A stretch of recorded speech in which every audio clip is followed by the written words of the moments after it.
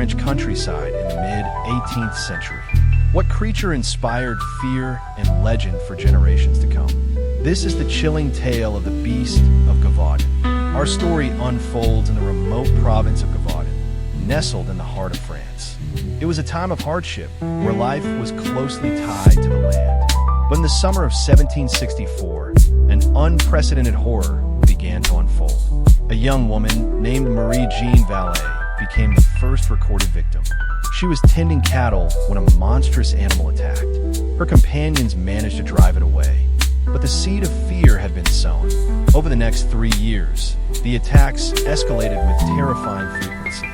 The beast, as it came to be known, seemed to appear out of nowhere, targeting mostly women and children. The descriptions were varied and often contradictory, adding to the growing panic. Some described a creature larger than a wolf, with reddish or tawny fur.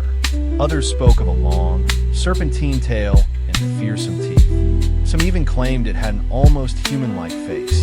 The lack of a consistent description only fueled the mystery and the dread. News of the attacks spread like wildfire, reaching the ears of King Louis XV in Versailles. The sheer brutality and persistence of the beast were unlike anything seen before. It wasn't just killing livestock, it was actively hunting and devouring humans.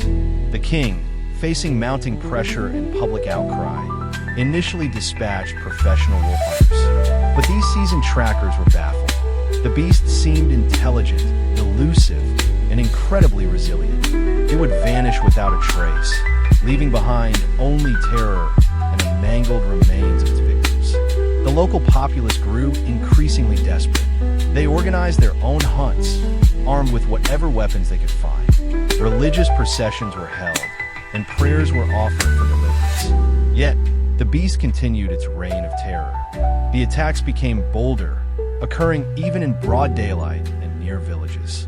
The beast seemed impervious to bullets, leading to whispers that it was a supernatural entity, a punishment from God, or even a werewolf.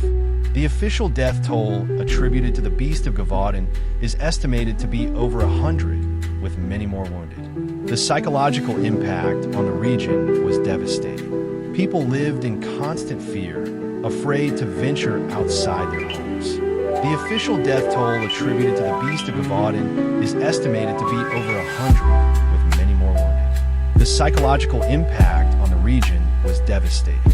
People lived in constant fear, afraid to venture outside their homes. The Gévaudan and his men conducted extensive hunts, employing sophisticated techniques. Finally, in September 1765, they claimed success. A large wolf was killed, and it was declared to be the beast.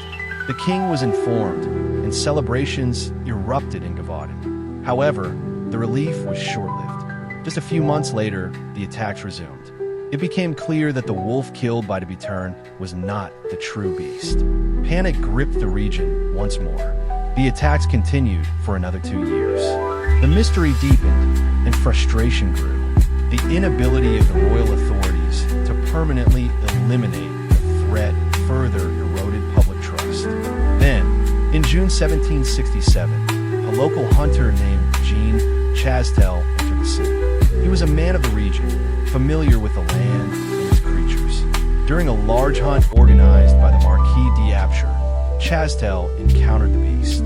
Accounts vary, but it is said that Chastel, armed with a rifle loaded with silver bullets, blessed by a priest, faced the creature.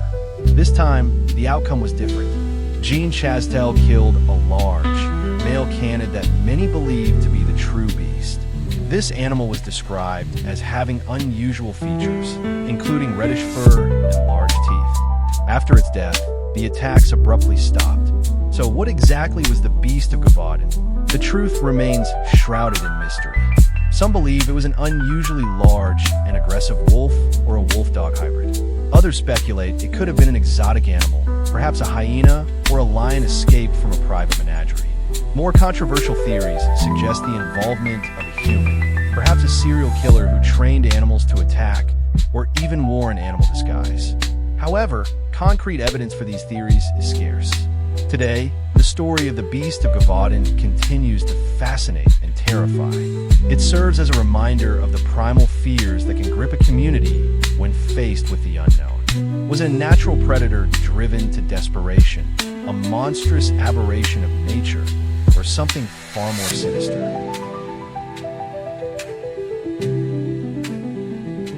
Ever heard whispers in the Australian bush? Tales of a creature both terrifying and elusive? Get ready to dive into the legend of the Yowie. Australia, a land of incredible biodiversity and ancient mysteries.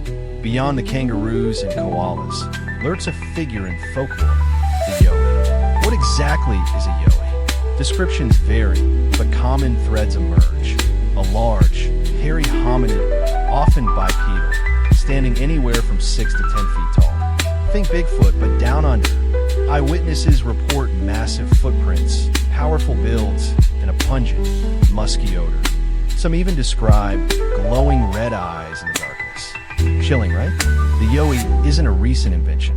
Stories have been passed down through generations of Aboriginal Australians, often featuring in Dreamtime narratives. These aren't just scary stories. They're deeply rooted in Indigenous culture and often serve as warnings or explanations for the unknown. In many Aboriginal traditions, these beings, sometimes called hairy men or similar names, are guardians of the land or powerful spirits. It's crucial to approach these stories with respect and understand their cultural significance. Fast forward to the present day, and Yowie sightings continue to be reported across Australia, particularly in remote bushland, mountainous regions, and national parks. From Queensland's Gold Coast hinterland to the Blue Mountains of New South Wales, people claim to have seen this elusive creature. These aren't always fleeting glimpses. Some involve prolonged observation and even terrifying encounters. Imagine hiking through the bush, the sun setting, and then you hear a guttural roar, or you spot something massive moving through the undergrowth. That's the kind of experience some people claim. So what does science say? Well, concrete evidence remains elusive.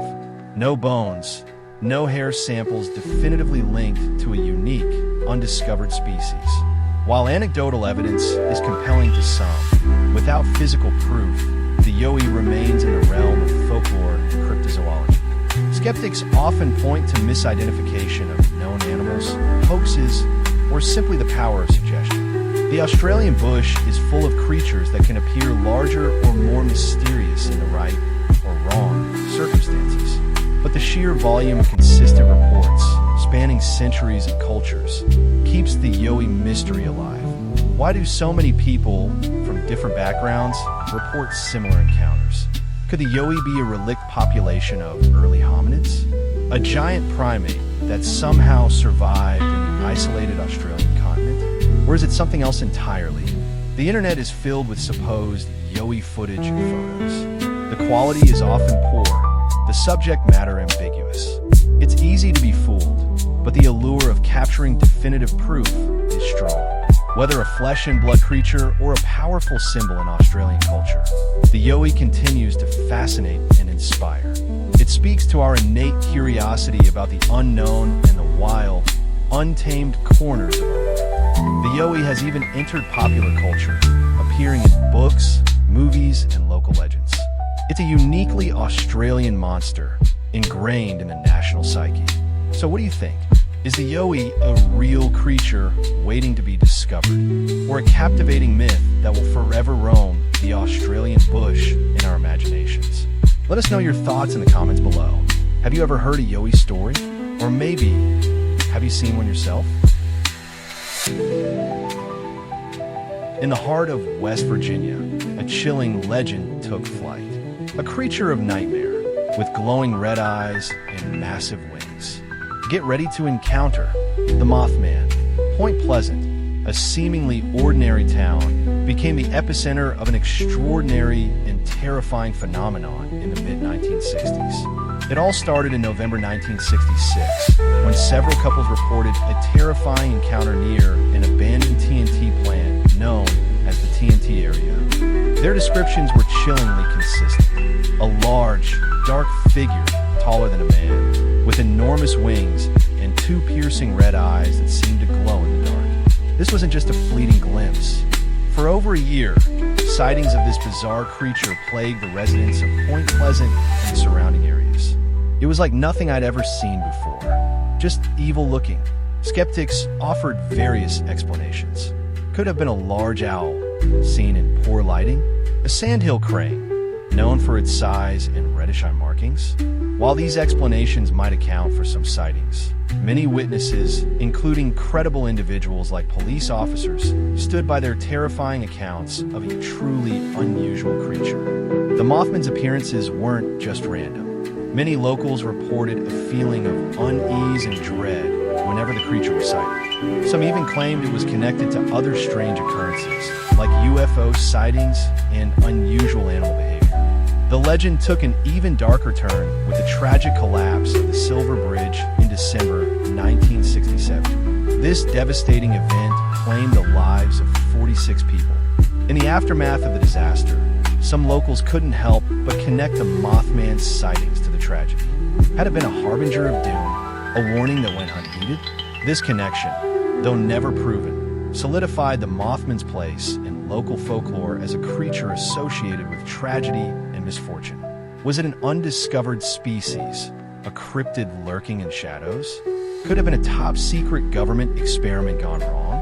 Or, as some believe, was it something more otherworldly? Today, Point Pleasant embraces its Mothman legacy.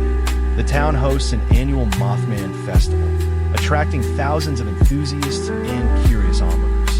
The Mothman has become a symbol of the unexplained, a reminder that there are still mysteries in our world that defy easy answers. Whether you believe in a winged monster or a series of misidentifications and tragic coincidences, the tale of the Mothman continues to fascinate and unsettle.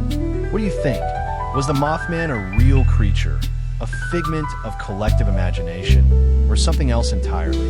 Let us know your theories in the comments below. Have you ever experienced anything unexplainable? Thanks for watching.